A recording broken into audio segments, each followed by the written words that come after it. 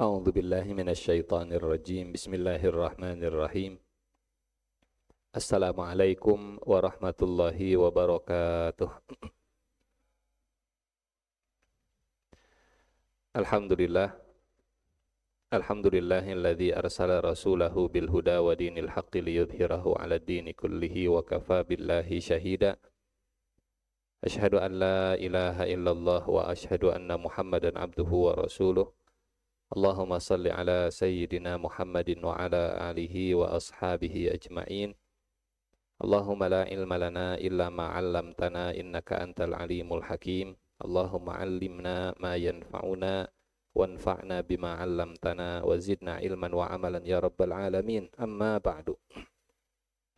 Hadirin Bapak Ibu yang Allah muliakan, di pertemuan terakhir kajian sirah kita tentang dipilih dan diutusnya Mus'ab bin Umair ke Madinah untuk membersamai para sahabat yang masuk Islam di sana dan menyiapkan Madinah sebagai tempat hijrahnya Nabi Muhammad sallallahu alaihi wasallam. Berikut rangkaian peristiwa menjelang hijrah yang pernah kita sampaikan, dan insyaallah subuh kali ini kita lanjutkan dengan hasil kerja Mus'ab bin Umair dengan sahabat-sahabat di Madinah, Bai'at Aqobah yang kedua insyaallah.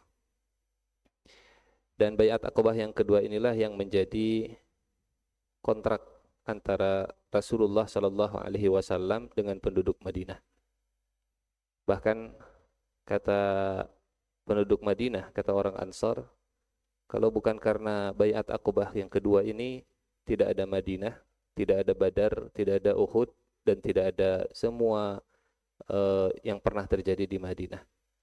Sehingga kata orang Ansar, kata orang Madinah, bagi kami Bai'at Aqobah yang kedua itu lebih istimewa dibanding dengan Badar. Karena ini yang menjadi benih, ini yang menjadi pintu pembuka untuk semua peristiwa-peristiwa berikutnya. Ini bukan peristiwa biasa, ini peristiwa yang sangat istimewa, genting, dan isinya juga tidak mudah, ya, isinya juga luar biasa. Pertama, tujuan dari kajian pagi ini kita ingin mengapresiasi orang-orang Ansor. Mereka disebut Ansor bukan oleh kita, mereka disebut Ansor bukan oleh para ulama, mereka disebut Ansor oleh oleh Allah Subhanahu wa taala. Ansor artinya penolong. Dan seperti apa kualifikasi orang yang layak untuk disebut Ansor, kita lihat di peristiwa Bai'at Aqobah yang kedua ini insyaallah.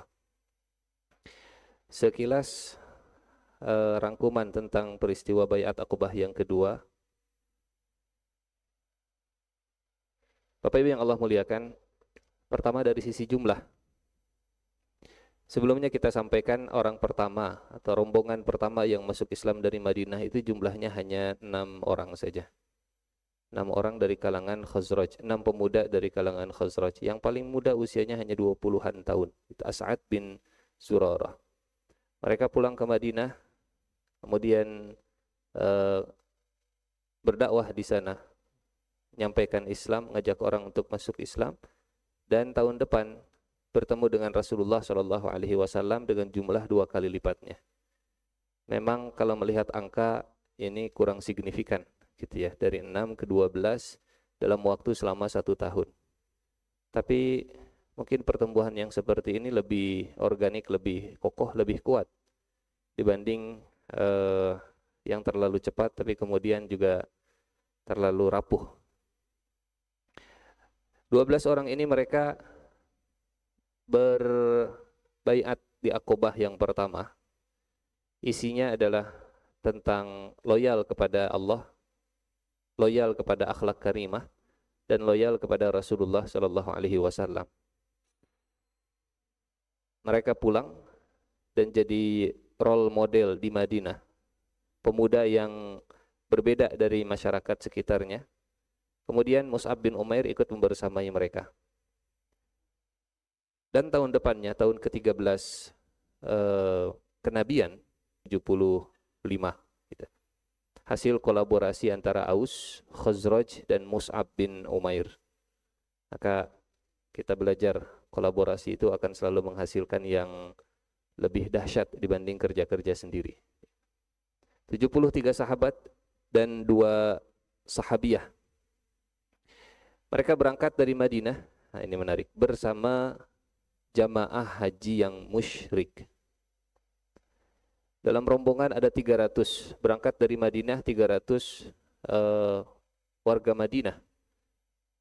Dipimpin oleh Abdullah bin Ubay bin Salul.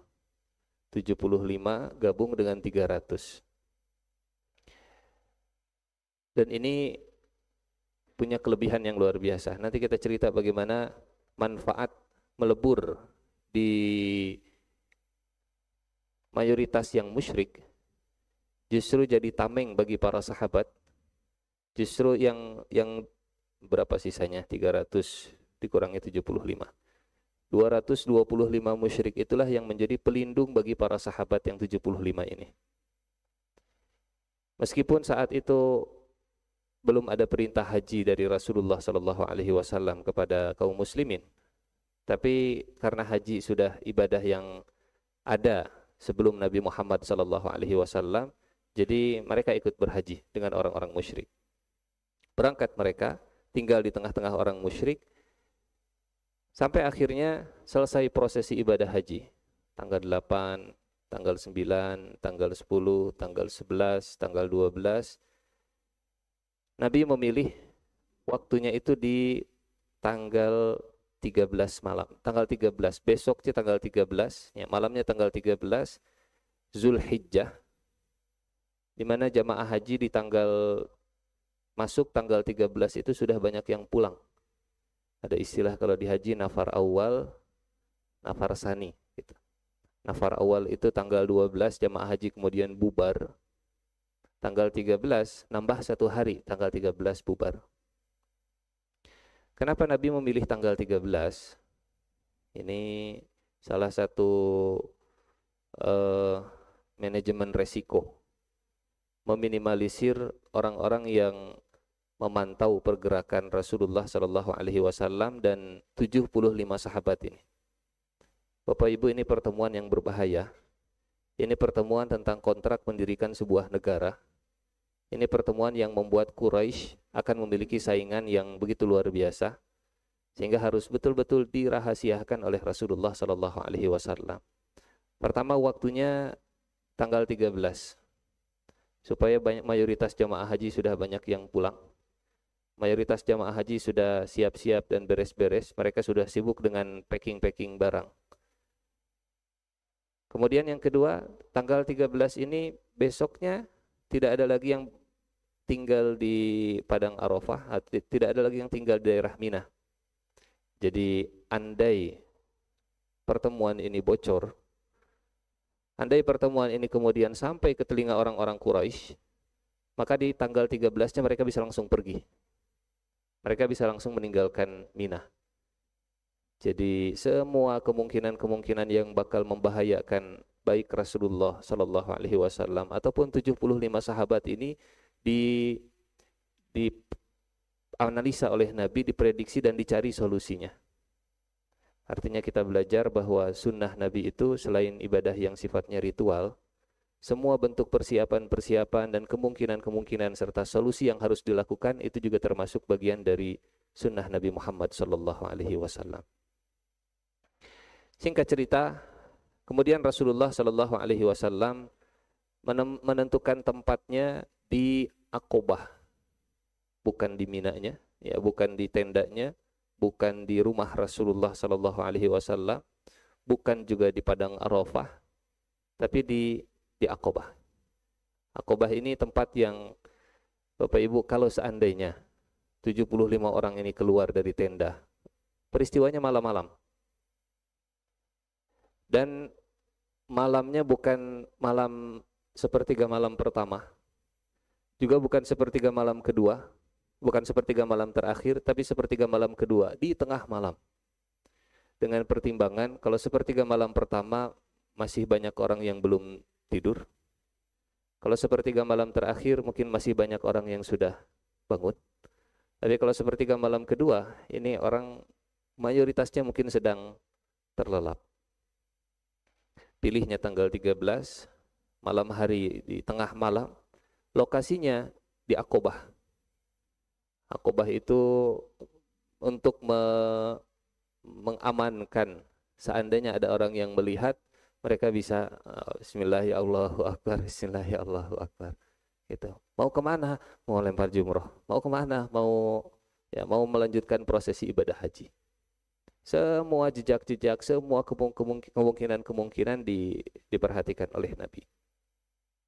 Dan pertemuan ini hanya antara Nabi, 75 sahabat, dan beberapa orang yang diajak oleh Nabi. Nabi tidak memberitahu ke sahabat-sahabat yang ada di Mekah.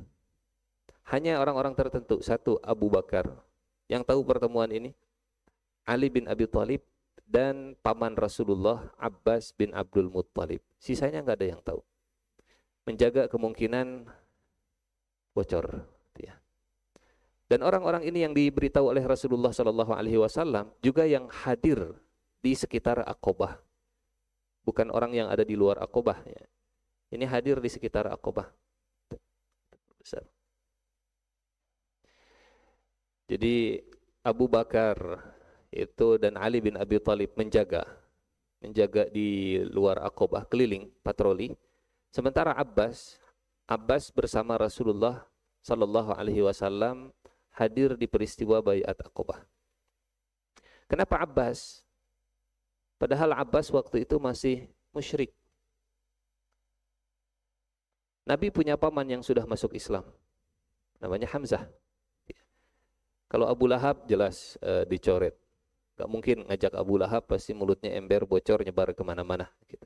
Kenapa yang dipilih bukan Hamzah, paman Rasulullah yang Muslim, yang dipilih Abbas, paman Rasulullah Sallallahu Alaihi Wasallam yang masih musyrik. Kehadiran Abbas di pertemuan yang semuanya adalah Muslim, ini menampilkan sosok yang lebih yang istimewa. Jadi Abbas nanti dikasih kesempatan untuk berbicara. Kata Abbas, kalian penduduk Madinah, kalian ingin membawa Muhammad ke tempat kalian, ke Yathrib, sementara di Mekah saya Abbas bin Abdul Muttalib dengan seluruh keluarga besar Bani Hashim masih melindungi Muhammad, masih siap untuk melindungi Muhammad. Dan Abbas musyrik. 75 orang ini Muslim. Abbas ingin memberi pesan bahwa keluarganya masih siap melindungi Muhammad sallallahu alaihi wasallam. Jangan pernah menyia-nyiakan Muhammad kalau kalian jadi membawanya ke Yathrib. Kalau kalian tidak siap, lebih baik biarkan Muhammad tinggal bersama kami di Yathrib. Ini pesan yang ingin disampaikan oleh Nabi lewat Abbas, pamannya yang musyrik, mewakili Bani Hashim yang mayoritasnya saat itu Bani Hashim masih musyrik. Kalau Hamzah yang dipilih, Hamzah Muslim, kita juga Muslim, sama-sama Muslim. Jadi Masya Allah, pemilihan dan pesan di balik itu semua sangat luar biasa. Ini Abbas. Isi baiatnya ini yang luar biasa. Nanti Bapak Ibu ini rangkumannya, kita kembali nanti ke kitab setelah rangkuman. Isi baiatnya ada 5. Isi kontrak politiknya ada 5. Intinya ada di poin yang terakhir, melindungi Rasulullah seperti keluarga. Poin yang pertama, Nabi minta kepada sahabat, antubayi'uni ala sam'i wa ta'ah. Kalian siap untuk mendengarkan dan taat kepadaku. Sami'na wa ata'na. Bahasa lain sami'na wa ata'na adalah saya pemimpin kalian. Karena tidak ada kepemimpinan tanpa ada sami'na wa ata'na. Poin yang pertama, jadikan saya pemimpin kalian. Nabi orang Mekah, Nabi bukan orang Madinah, tapi Nabi dalam kontraknya, saya datang ke sana dan saya yang jadi pemimpin di sana. Kalau deal, kalau setuju, kalau siap, kalau bahasa kita, sukseskan kepemimpinan saya di Madinah. Dukung saya di Madinah sebagai pemimpin. coblos saya nanti di Madinah sebagai pemimpin di pemilu saat saya hijrah begitu. Kalian harus siap jadi relawan saya untuk menggerakkan massa, mengkondisikan massa supaya mereka menerima saya sebagai pemimpin. Ini nomor satu. Antubayyi'uni ala sam'i wa ta'ah. Yang kedua, wa antubayyi'uni ala an tunfiqu fi sabilillah. Kalian siap untuk berinfak di jalan Allah. Bapak Ibu punten, Nabi yang jadi pemimpinnya dan orang Ansor yang diajak untuk berinfak. Bahasa kita donatur tetapnya. Bahasa kita, istilah kita mungkinnya apa? Bohirnya mungkinnya. Kalian siap berinfak di jalan Allah, tapi saya yang jadi pemimpin. Saya yang ngatur, kalian yang taat. Ini hal yang rasanya unik di zaman now, di zaman sekarang. Karena kadang yang berinfak, yang nyumbang, yang jadi penyandang dana, yang punya power untuk mengendalikan meskipun dia punya posisi dan kuasa. Kata Nabi, saya yang jadi pemimpinnya, sami'na wa ata'na dari kalian, dan kalian siap untuk berinfak di jalan Allah Subhanahu wa taala. Dari dua poin pertama saja ini rasa-rasanya bukan hal yang mudah untuk jadi ansor. Golongan ansor adalah golongan yang siap taat, siap mendengarkan dan siap berinfak. Yang ketiga, wa antubayyi'uni ala an ta'muru bil ma'ruf wa tanhauna 'anil munkar. Yang ketiga, kalian siap untuk ikut serta, bukan hanya mengandalkan saya, tapi kalian juga terlibat bersama-sama dalam proyek amar ma'ruf dan nahi mungkar. Jadi saya kan sudah menyandang dana, urusan berikutnya urusan Muhammad, urusan berikutnya urusan Rasulullah sallallahu alaihi wasallam. Saya ya kalau ada apapun yang terjadi bukan urusan saya cuma ngasih duitnya saja. Kata Nabi enggak. Ta'muru bil ma'ruf wa an ta'muru bil ma'ruf wa an tanhau 'anil munkar. Ini proyek yang bayat yang ketiga, isi yang ketiga. Bareng-bareng dengan Rasulullah sallallahu alaihi wasallam, kerjasama bukan hanya tugas satu orang. Bukan hanya tanggung jawab personal seorang pemimpin tanpa melibatkan orang-orang ansornya. Sudah taatnya, sudah uangnya, sudah disuruh kerjanya, terlibat. Yang keempat, wa antubayyi'uni ala, ini dia poin yang keempat. Wa antubayyi'uni ala an tamna'uni kama tamna'un nisa'akum wa auladakum. Dan kalian melindungi saya sebagaimana kalian melindungi istri dan anak-anak kalian. Nabi sadar 4 proyek tadi atau 3 proyek pertama, khususnya proyek yang ketiga, amar ma'ruf nahi mungkar, pasti akan menghasilkan gesekan, resistensi yang besar. Dan yang akan pertama kali disasar pasti pimpinannya. Yang pertama kali diserang, yang pertama kali akan diincar adalah kepalanya. Sehingga kata Nabi, wa antam na'uni, kalian siap melindungi saya seperti kalian melindungi keluarga kalian. Siap pasang badan, siap jadi barikade, siap untuk setor nyawa. Poin yang kedua, setor harta. Poin yang ketiga, setor tenaga. Poin yang keempat, setor nyawa. Wa antam na'uni, kalian melindungi saya seperti kalian melindungi anak dan istri kalian. Poin yang kelima, ini luar biasa. Wa antubayyi'uni ala alla ta'khudhu fillahi lawmata laim. Dan yang kelima, kalian siap untuk berbaiat, kalian alla ta'khudhu fillahi lawmata laim, menutup telinga dengan semua ejekan orang yang mengejek, celaan orang yang mencela, nyinyiran orang yang nyinyir, hinaan orang yang menghina. Karena pada akhirnya pasti akan ada serangan-serangan yang sifatnya itu verbal bullying gitu. Jadi sudah taat, sudah ngasih duit, sudah ikut kerja bareng, sudah apa lagi? Sudah melindungi. Kira-kira komentar-komentar orang-orang yang nyinyir akan seperti apa? Dadai kanan dikitu-kitukeun dan seterusnya mungkin. Sehingga kata Nabi wa alla ta'khudhu fillahi laumata laim. Inilah kualifikasi syarat menjadi orang Ansor. Kenapa Ansor disebut Ansor? Karena mereka berani memenuhi 5 poin ini. Di zaman sekarang hal yang seperti ini bukan hal yang mudah, nggak gampang.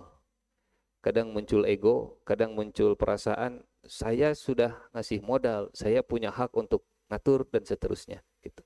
Saya juga sudah ikut kontribusi dengan tenaga, ya kenapa saya yang harus mendengar dan saya yang harus taat?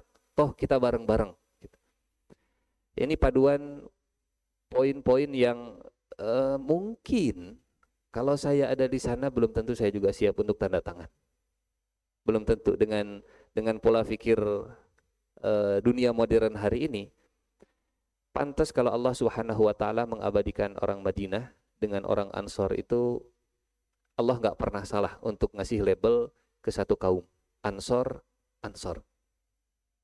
Yang taat, yang nyumbang, yang ikut kerja, yang pasang badan, dan yang nggak peduli dengan nyinyiran-nyinyiran orang.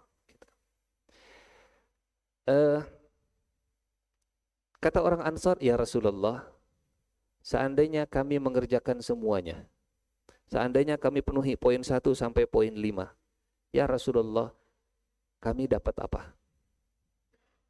Fama lana in fa'alna dzalika.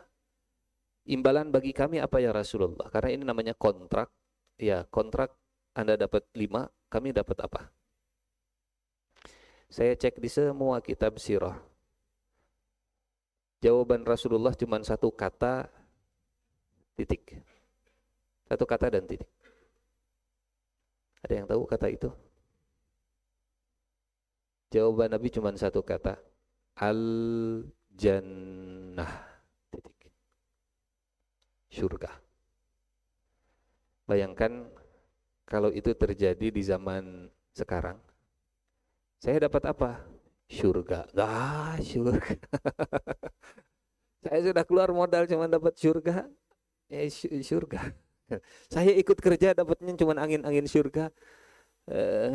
Ya begitulah. Yang dijanjikan oleh Nabi cuma satu, Al-Jannah.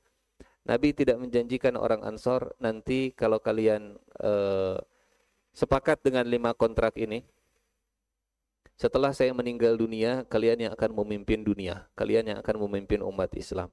Nabi tidak menjanjikan itu. Rasanya kita pernah menyampaikan ini waktu Nabi mengajak atau Nabi ditolak 26 kabilah. Jadi banyak kabilah di musim haji saat diajak oleh Rasulullah Sallallahu Alaihi Wasallam, salah satu alasan penolakannya seperti tadi, wahai Muhammad, kalau kami ajak engkau ke negeri kami, kalau kami melindungi engkau, kalau kami membela engkau, pasang badan untukmu, kami dapat apa? Kata Rasulullah Sallallahu Alaihi Wasallam, Allah yang akan memberikan kepada kalian yang terbaik. Kata mereka, apakah kami yang akan mengendalikan, yang pegang kendali setelah engkau meninggal dunia? Kata Nabi, al-amru lillah yada'uhu haitsu yasha. Urusan itu urusan Allah. Allah yang akan memberikannya dimanapun yang Allah kehendaki. Dan jawabannya, kata mereka, la hajjata lana fi amrik. Kami enggak butuh dengan urusan ini. Kami enggak butuh dengan proyek ini. Wahai Muhammad, afal nahdifu nuhurana lil Arab min dunik. Kami akan berkorban nyawa, tapi setelah itu kami nggak dapat apa-apa, nggak butuh. Itu 26 kabilah yang ditawarkan, disodorkan poin-poin yang sama. Mereka menolak dengan alasan ya surga enggak lah, surga mah kita.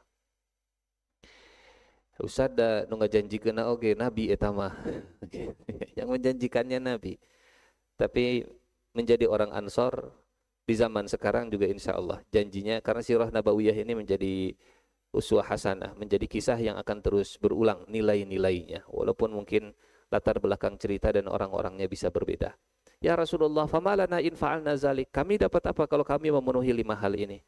Kata Nabi, al-jannah. Kata mereka, surga ya Rasulullah, kami dapat surga. Surga. Ulurkan tanganmu ya Rasulullah, saya pengen jadi orang yang pertama.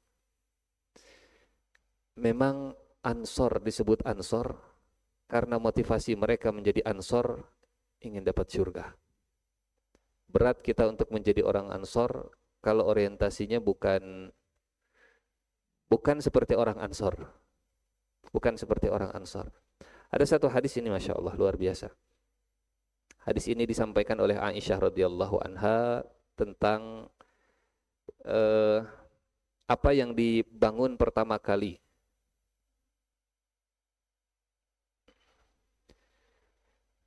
Kata Aisyah radhiyallahu anha, kata beliau, innama unzila awwalu ma unzila minhu suratun minal mufassali fiha dzikrul jannati wan nar hatta idza thaban nasu ilal islam nazala al halal wal haram walau nuzila awwalu syai'in la tashrabul khamra laqalu la nada'aha abadan walau nuzila la taznu laqalu la nada'uz zina.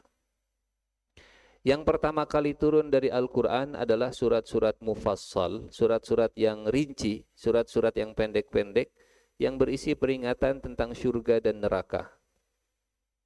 Hingga keislaman manusia itu kokoh, turunlah tentang halal dan haram. Jika yang pertama kali turun sesuatu yang berkenaan dengan jangan minum khamar, pastilah mereka berkata, kami tidak akan meninggalkan khamar selamanya. Jika perintah yang pertama turun, jangan berzina, pasti mereka berkata, kami tidak akan meninggalkan zina. Hadis Baihaqi dalam Syu'abul Iman. Metode Mus'ab bin Umair mengajak orang-orang Madinah, mengajarkan Islam kepada penduduk Madinah, dimulai dengan mengajarkan surga dan neraka. Kalau kata siapa? Stephen Covey, itunya. Orang sukses adalah orang yang selalu memulai dari ujung, start from the end. Bagi kita ini sudah masuk dalam bagian rukun iman, iman ke hari akhir. Memulai segala sesuatunya dari akhir, dari ujung, dari iman ke hari akhir. Kita mau kemana? Kita sedang apa? Kita ada di mana? Ujungnya mau ke surga, ini jalannya, kita di sini. Maka kata Siti Aisyah, setelah surga dan neraka itu dikenalkan, maka muncul perintah. Bapak Ibu yang punya latar belakang hukum tentu lebih paham ya tentang filosofis, sosiologis dengan jurisprudensinya. Jadi filosofi sebagai akarnya di dalam Islam diajarkan tentang iman kepada Allah, iman ke hari akhir, iman ke Allah, iman ke hari akhir. Dan setelah masyarakat kelihatan siap, maka Allah Subhanahu wa taala menurunkan ayat yang berisi hukum yang sangat efektif. Larangan diturunkan oleh Allah bukan untuk dicari celah dan dilanggar, tapi karena mereka tahu mengerjakan ini ujungnya adalah surga. Melanggar ini endingnya adalah neraka. Sehingga dorongan motivasi untuk mengerjakannya bukan karena sesuatu yang datang dari luar, bukan karena tekanan eksternal, tapi betul-betul yang datang dari dalam. Motivasinya motivasi dari dalam. Dan efektivitas keberhasilan Mus'ab bin Umair dalam berdakwah terbukti dalam peristiwa Bai'at Aqabah. Pertanyaannya begini, berapa lama jarak orang Ansor masuk Islam dengan mereka Bai'at Aqabah? Apakah jaraknya 10 tahun, 20 tahun, atau 30 tahun, seperti kita sudah berislam selama puluhan tahun? Atau mereka baru masuk Islam itu cuma setahun, 2 tahun? Paling lama 3 tahun. 3 tahun itu As'ad bin Zurarah dengan 6 orang sahabat yang pertama masuk Islam. Ini di tahun ke-10 kenabian. Kemudian tahun berikutnya ini yang 12 orang. Baiat Aqabah yang pertama. Peristiwa yang sekarang terjadi itu tahun ketiga atau tahun ke-13 kenabian. Jadi artinya paling lama 75 orang ini paling lama mengenal Islam hanya 3 tahun. Tapi 3 tahun waktu yang cukup bagi mereka untuk dimotivasi dengan surga, menjalankan kontrak yang begitu luar biasa.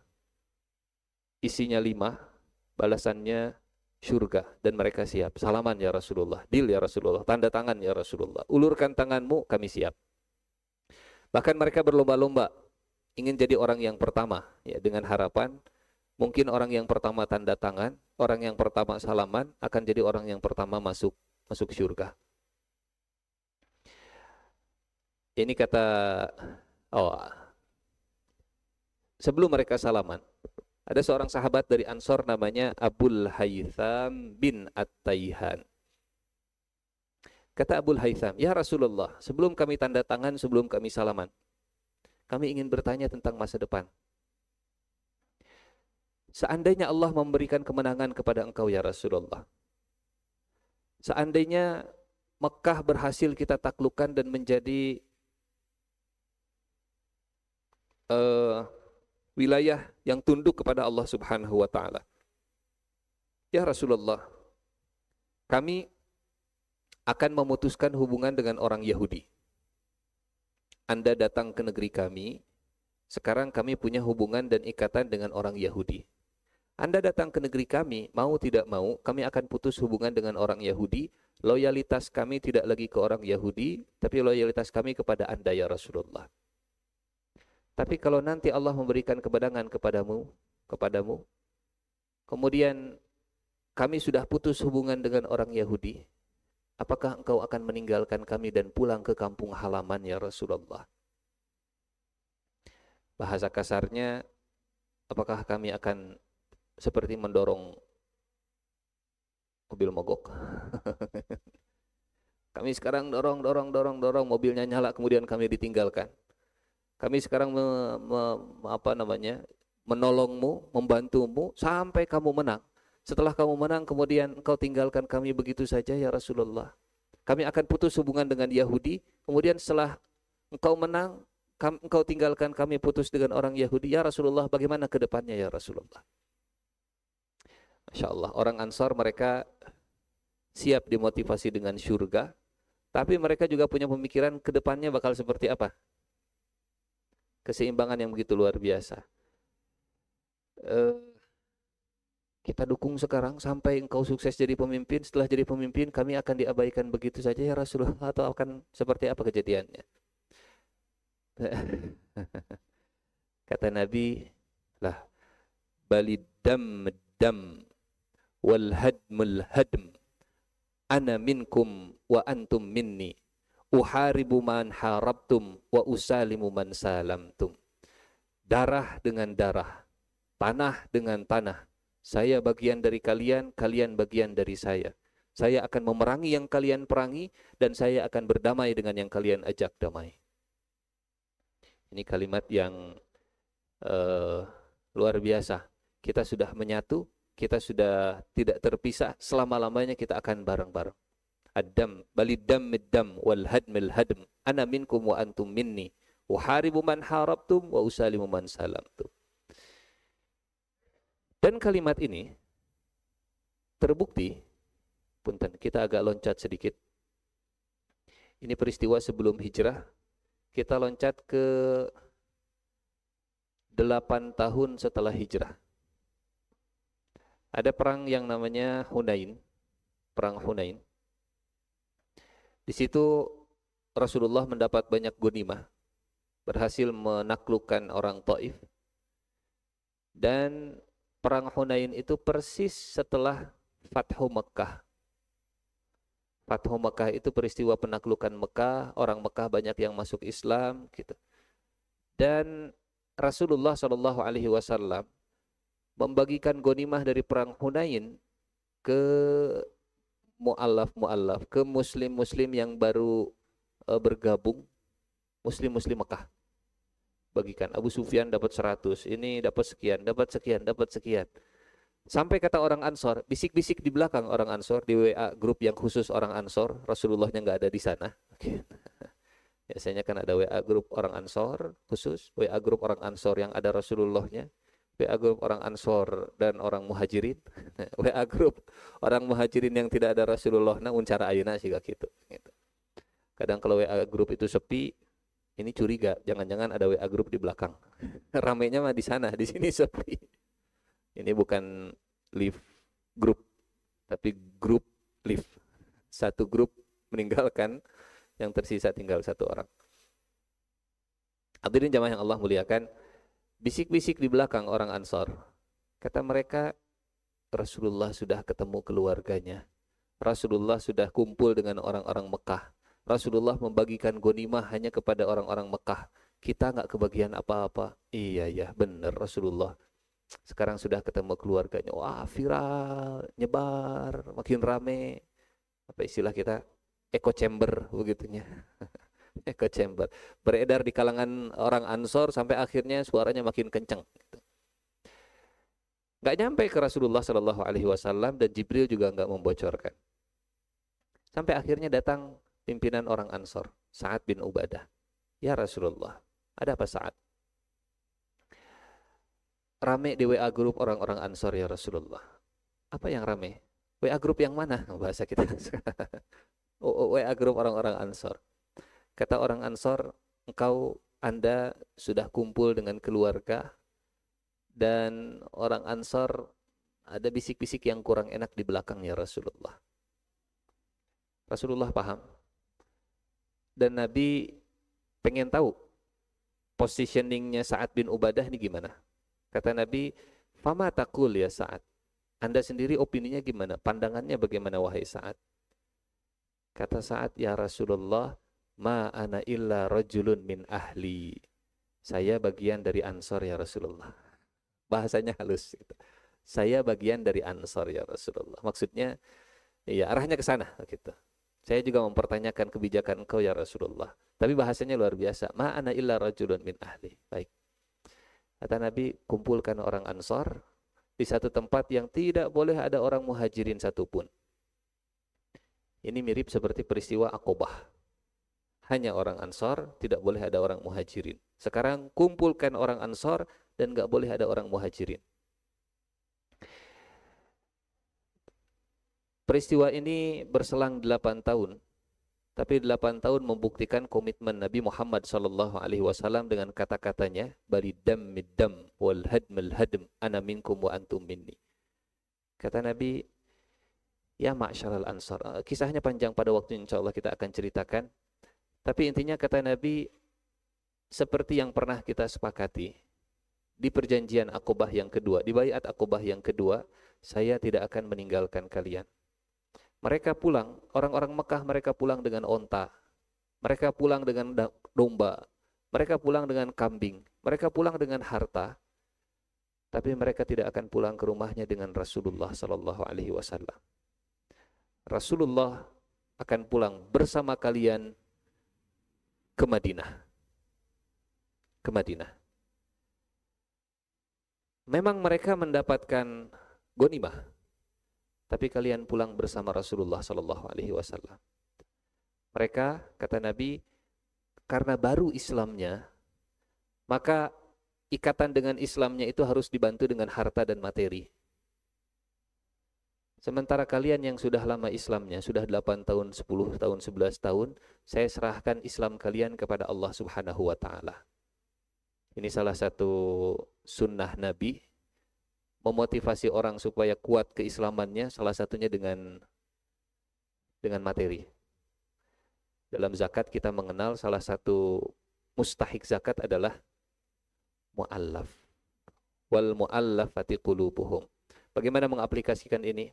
Dalam tanda petik mu'allaf ya, dalam tanda petik itu kita memaknai mu'allaf orang yang baru masuk Islam. Tapi secara bahasa, Bapak Ibu ada yang tahu artinya mu'allaf? Secara bahasa.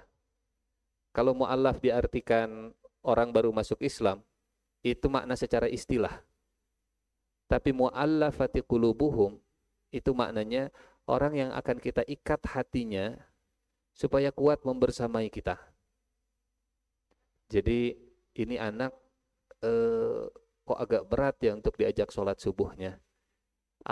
Kalau nanti sholat subuh Bapak kasih hadiah jajanan. Wah, mu'allafati qulubuhum. Itu konsepnya konsep mu'allafati qulubuhum. Orang supaya tertarik masuk Islam, kadang dengan reward berupa zakat dibagikan seperti tadi.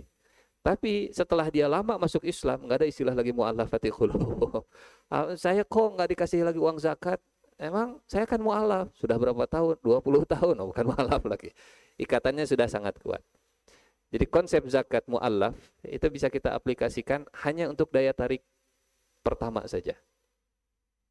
Oh, kalau begitu nanti membuat ikatan dengan Islam itu dengan materi.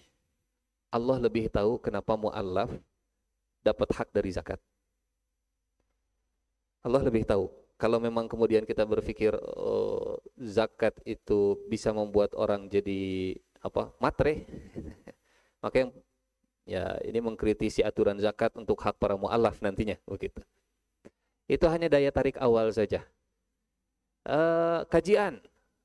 Nanti setelah kajian ada sarapan, itu mu'allafati qulubuhum. untuk daya tarik awalnya saja begitu. Tapi saya kira kalau sudah lama ikut kajian tanpa ada bubur juga biasa saja begitu. Ala kulli hal, ini konsep mu'allaf yang kita coba aplikasikan dalam banyak hal. Ini anak saya kok susah kali untuk menghafalkan Quran. Kalau hafal surat An-Naba, insya Allah bakal dikasih hadiah iPhone. Oh, gede ting. Bakal dapat hadiah ini dan itu begitu. Sampai dia suka, sampai dia cinta, hadiahnya sudah mulai dikurangi. Rasulullah Shallallahu Alaihi Wasallam tidak membagikan gonimah yang melimpah ke orang Ansor, tapi Rasulullah membagikan gonimah ke Muslim yang baru masuk Islam, para mu'allaf di Mekah. Kata Nabi, saya serahkan keislaman mereka kepada perkakas, kepada domba, kepada unta, sementara saya serahkan keislaman kalian kepada Allah Subhanahu wa Ta'ala. Mereka pulang dengan unta, kalian pulang dengan baginda. Di situ orang Ansor mereka terenyuh dengan Rasulullah Sallallahu Alaihi Wasallam. Kita kembali lagi ke sini.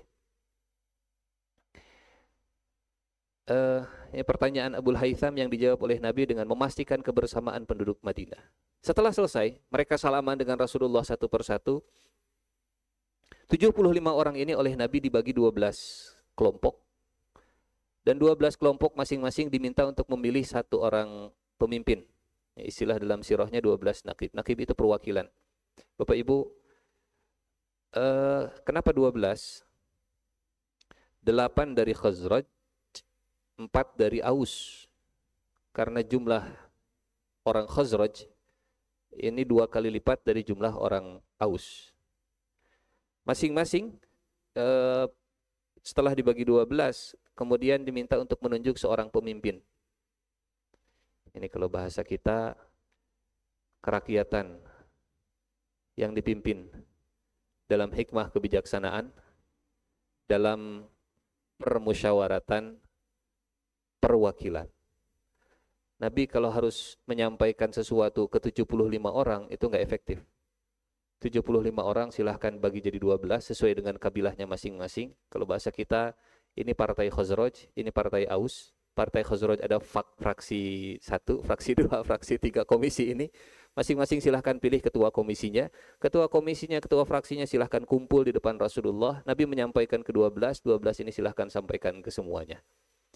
Nabi kalau ingin menyusun satu strategi, panggil 12, musyawarah dengan mereka. Kalau deal, masing-masing silahkan kembali ke komisinya, ke fraksinya, sampaikan apa yang sudah Nabi. Ini Masya Allah, kita menemukan cantolan sila yang keempat dalam Pancasila. Kerakyatan yang dipimpin dalam hikmah kebijaksanaan dalam permusyawaratan perwakilan. 12. 9 dari Khazraj dan 3 dari Aus. Singkat cerita, setelah pertemuan ini selesai, jadi saya lupa tadi menceritakan, malam hari mereka bangun, dan bangunnya itu pelan-pelan gitu. Ya natasallalu tasallulal qita. Kami keluar dari tenda, kanan kiri depan belakang yang tidur itu orang musyrik. Kami keluar dari tenda itu mengendap-endap. dan kami tidak saling membangunkan. Yang nggak ikut sudah bablas. Dan kami nggak pasang alarm. Pasang alarm semua bangun.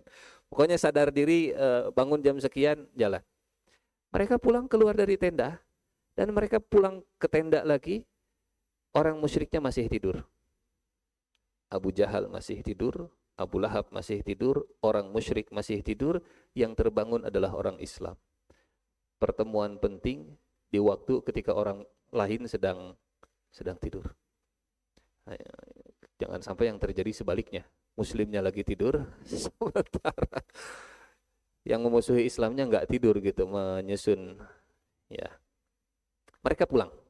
Dan pertemuan ini, wallahu a'lam bagaimana ceritanya, bisa bocor ke telinga orang-orang musyrik. Nggak tahu ceritanya dari setan yang membocorkan atau dari mana, padahal sudah dijaga oleh Abu Bakar, sudah dijaga oleh Ali, sampai juga, kecium juga. Akhirnya rombongan orang musyrik mereka inspeksi ke jamaah haji yang belum pulang di tanggal 13. Datang ke tenda orang-orang Madinah.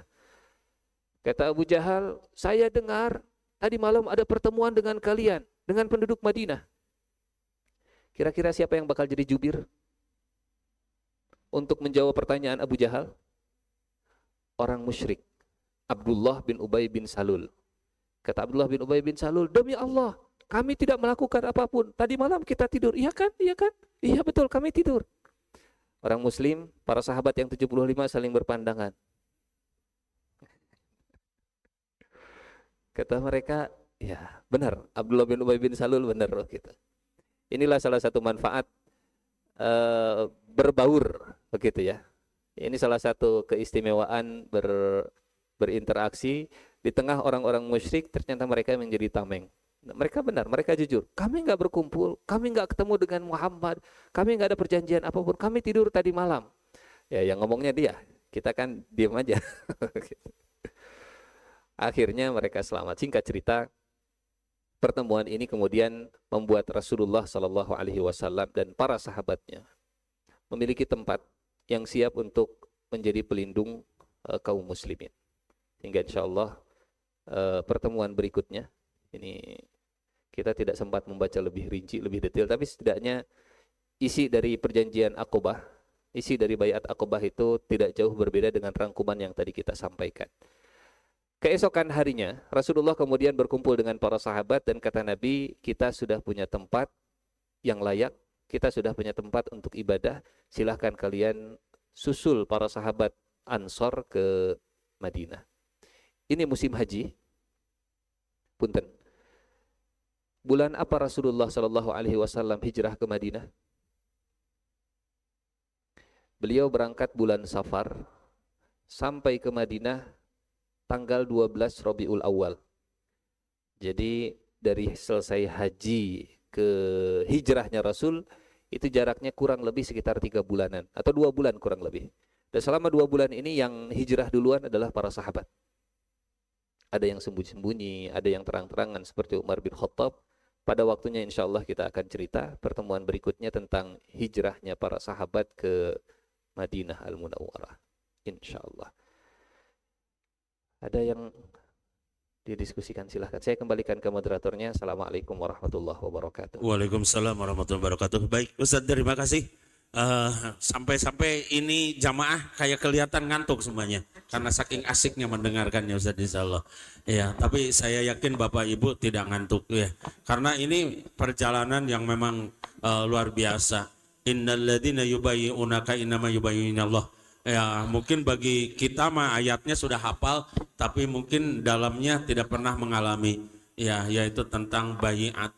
Ya, luar biasa, Pak. Mangga, silakan, barangkali ada yang mau dipertanyakan atau lebih diperjelas kembali oleh Ustadz mengenai tentang tadi yaitu baiat Aqobah, ya, yang dimana kalau bahasa kitanya tadi diartikan dengan kontrak politik. Kontrak politik. Mangga, silakan, Pak. Oh, Pak Ahmad, mangga, Pak. Silakan, Pak. Assalamualaikum warahmatullahi wabarakatuh. Waalaikumsalam warahmatullahi wabarakatuh. Maaf, saya mungkin agak keluar sedikit. Saya tertarik dengan orang gitu. bahwa orang Ansor ini sudah ditentukan. Barangkali apakah ada contoh, mungkin salah satu aja contoh atau dua, latar belakang dari orang-orang Ansor ini. Kenapa terpilih gitu jadi orang Ansor, ataukah memang sudah jreng gitu aja gitu? Baik. Terima kasih. Tuh, orang lagi silakan. Ada Pak? Belum ada Ustadz Bangga, satu aja dulu. Baik. Bismillahirrahmanirrahim. Dalam surat Al-Fatah, surat 48, ayat terakhir.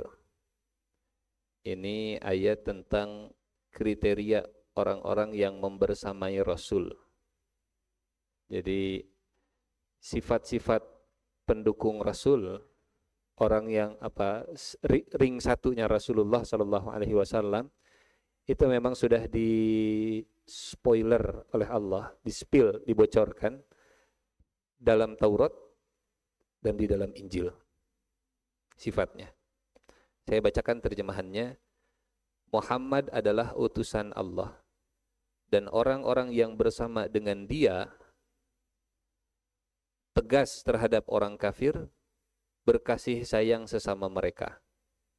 Kamu akan melihat mereka ruku, sujud, mencari karunia Allah dan ridhonya. Tanda muka mereka tampak pada wajah mereka dari bekas sujud. Demikianlah sifat mereka dalam Taurat. Adapun sifat mereka dalam Injil seperti tanaman yang mengeluarkan tunas. Tunas itu menjadi tanaman yang kuat, menjadi besar dan tegak lurus di atas pokoknya. Tanaman itu menyenangkan hati penanamnya. Tanaman diibaratkan sahabat, penanamnya adalah Rasulullah Sallallahu Alaihi Wasallam. Dan tanaman itu menjengkelkan hati orang-orang yang kafir. Allah menjanjikan kepada orang yang beriman dan mengerjakan amal soleh di antara mereka ampunan dan pahala yang besar. Apakah ada faktor takdirnya? Ada. Satu. Yang kedua, bagaimana takdir itu menemukan jalannya? Ini berkaitan dengan konflik panjang di Madinah yang membuat penduduk Madinah sudah lelah, capek gitu. Jadi antara Aus, Khazraj itu selalu ribut berkepanjangan. Puluhan tahun rivalitasnya tinggi dan memang bukan natural, tapi ada provokator di belakangnya, Yahudi. Jadi Yahudi itu mereka produsen senjata. Supaya laku senjatanya harus ada konfliknya dulu. Nanti disuplai terus-terusan yang sedang berkonflik. Dia yang bikin konflik, dia yang nyuplai senjata. Dan itu terus dipelihara oleh orang Yahudi yang tinggal di Madinah, supaya Aus dan Khazraj mereka terus beli senjata. Anak mudanya capek melihat kenapa kita terus terpecah-pecah seperti ini. Kita kan penduduk Madinah tapi kita terpecah-pecah. Dan kadang keburukan itu yang mengantarkan seseorang kepada kebaikan. Keburukan mereka yang selalu berperang membuat mereka membutuhkan sosok dalam tanda petik satria piningit, gitu ya. Sosok yang bisa mendamaikan kita. Ditambah Yahudi, rasanya kita pernah cerita ini ya. Ditambah Yahudi yang di Madinah itu selalu arogan, gembar-gembor. Kami orang Yahudi sedang menunggu Nabi akhir zaman. Kalau Nabi itu sudah datang, kami akan jadi pendukungnya dan kami akan perangi kalian semua bangsa Arab. Ternyata Allah menakdirkan yang pertama kali ketemu dengan Nabi itu orang Arabnya, bukan orang Yahudinya. Akhirnya kata mereka, ini yang selalu disebut-sebut oleh Yahudi, Nabi akhir zaman. Ini yang mudah-mudahan bisa menjadi sosok juru damai di negeri kita. Akhirnya mereka butuh ke Nabi Muhammad. Beda dengan orang yang dicari oleh Nabi Muhammad dengan orang yang mencari Nabi Muhammad SAW. Sampai ada perkataan dari Jabir bin Abdullah. Kata Jabir, sampai kapan kita akan membiarkan Nabi di Mekah?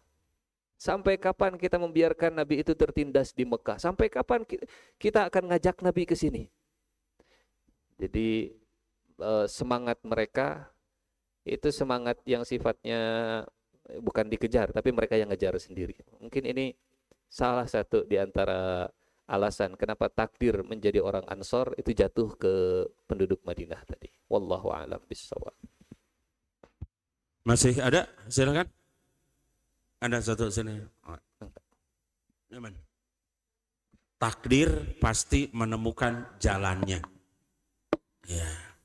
Assalamualaikum warahmatullahi wabarakatuh. Waalaikumsalam warahmatullahi wabarakatuh. Saya mau tanya Pak, karena saya belum tahu siapa orang Ansor pertama, kedua, ketiga yang dipilih oleh Allah itu. Siap. Jadi orang Ansor yang pertama kali masuk Islam itu ada 6 orang yang namanya, coba kita share. Berikut nama orang pertama dari Madinah yang masuk Islam. Yang pertama As'ad bin Zurarah. Yang kedua Auf bin Harith. Yang ketiga Rafi' bin Malik. Yang keempat Qutbah bin Amir. Yang kelima Uqbah bin Amir. Yang keenam ini mungkin yang paling populer, yang paling familiar, yang namanya mungkin sering kita dengar, sering kita baca, karena nama ini dibanding dengan nama-nama yang lain sering muncul di hadis. Jabir bin Abdullah. Jabir bin Abdullah ini umurnya lebih panjang dari teman-temannya yang lain dan aktif dalam pendidikan bahasa kita. Aktif untuk menyampaikan, mengajarkan Islam. Jadi ini nama-nama benih ya. Kalau bahasa Al-Qur'an, mereka itu seperti tanaman. Benih, namanya benih kecil. Namanya benih bukan, ya, benih kecil, cuma 6 orang. Kemudian tumbuh tunas jadi 12, tumbuh batang kemudian jadi 75, menyebar, melebar, menyebar, mengakar, membesar. Jadilah pohon Madinah Al-Munawwarah. Wallahu a'lam bishawab. Ada lagi? Enggak. Saya ada cekap Pak Ahmad, Bapak Ketua Pembina, cekap. Nanti kalau tidak cukup, tidak puas, mungkin bisa diulang lagi nanti. Datang ke rumahnya Pak Ustadz. Ya. Baik Bapak-Bapak, Ibu-Ibu, kita mungkin di pagi ini kita cukupkan dulu sampai di sini dulu untuk kajian yang begitu sangat menarik. Belum masuk kepada ayat-ayat ya, ayat-ayat mengenai tentang apa itu hijrah, apa itu baiat, apa itu yang namanya perjanjian yang luar biasa ya, yang sangat banyak. Salah satu di antara yang mungkin Bapak Ibu sudah tidak asing yaitu yang mengenai tentang baiat yang di dalam Al-Quran, yang insya Allah saya suka kenalkan surat Al-Fat, innalladzina yubayyi'unaka innama yubayyi'unallah. Ya, itu untuk supaya kita tidak asing naon BAT gitunya. Jangan sampai nanti BAT-nya ikut kepada grup yang bukan Rasul BAT-nya. Karena di kita juga ada yang punya kelompok itu di BAT gitu. Nah, ini jadi dibacakan ayat itu dalam Al-Quran itu sudah ada BAT gitu. Ya, tapi ini baiatnya Rasulullah nanti, bukan baiat sekarang. Jadi jangan diartikan yubayyi'unaka. Ustaz, itu kemarin beberapa bulan yang lalu saya sedikit ngobrol-ngobrol. Jadi yubayyi'unaka itu kepada gurunya.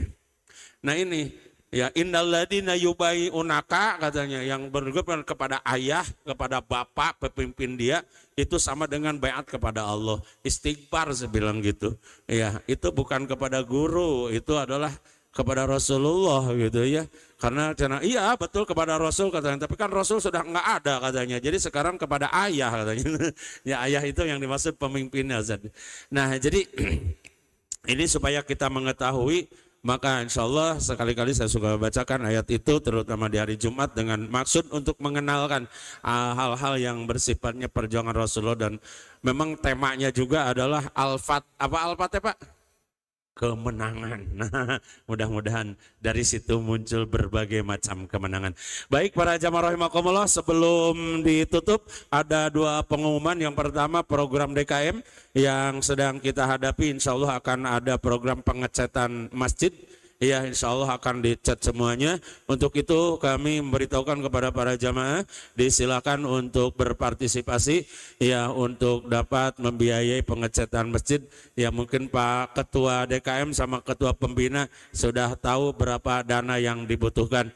Ya insya Allah mungkin dan sudah didapat berapa, ya, tidak perlu dilaporkan sekarang, tapi mungkin masih perlu banyak bantuan dan uluran tangan dari para jamaah semuanya. Yang kedua, DKM membuka kotak untuk bantuan Palestina. Ya, silakan, kami sudah menyediakan, DKM sudah menyediakan kotak di depan untuk infak ke masjid dan infak ke Palestina. Ya, jadi silakan diisi sampai tanggal 17, Pak. Sampai tanggal 17, insya Allah nanti kita akan kirimkan melalui Pak Adrian Sah, ya. Ustadz kita yang mengisi di pekan keempat di Al-Hidayah. Nah mudah-mudahan ini semuanya diingatkan kami untuk berpartisipasi semuanya dan ikut andil dalam berbagai macam kebaikan, karena kita disuruh oleh Allah untuk pastabikul khairat. Ayo kita berlomba-lomba. Ya, berlomba-lomba dengan berbagai macam kebaikan. Kita jangan memandang kebaikan itu kecil, ya, tetapi pandanglah bahwa itu adalah kebaikan yang mungkin dari kebaikan yang kecil itulah Allah akan ridho kepada kita. Nah, inilah yang kita inginkan, yaitu keridhaan dari Allah Subhanahu wa taala. Sekali lagi terima kasih kepada Al-Ustadz jazakallahu khairan katsira dan kepada hadirin jazakumullahu khairan katsira atas kehadirannya dan kesetiaan untuk dapat ikut dalam program kajian di setiap hari Ahad subuh. Demikian, mari kita tutup bersama dengan membacakan hamdalah, istighfar dan kifaratul majlis. Alhamdulillahirabbil alamin, astagfirullahaladzim, subhanakallahumma bihamdika, asyhadu an la ilaha illa anta, astaghfiruka wa atubu ilaik. Wassalamualaikum warahmatullahi